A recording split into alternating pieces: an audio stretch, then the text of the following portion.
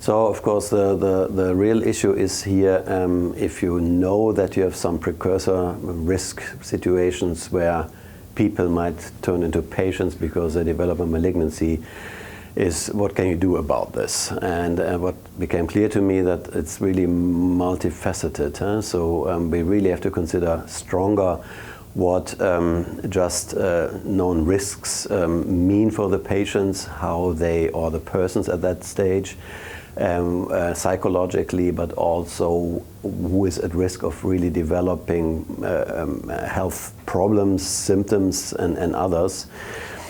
And to me, it sits a little bit diametral on our own definitions that we give, because we call something a cancer when certain criteria are met.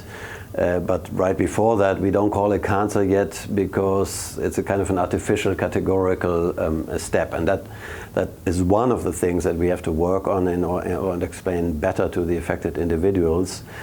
And then, of course, come back to the question, can we do anything about it to really prevent the disease to develop, keeping an eye on possible side effects, but also on the psychology of these things.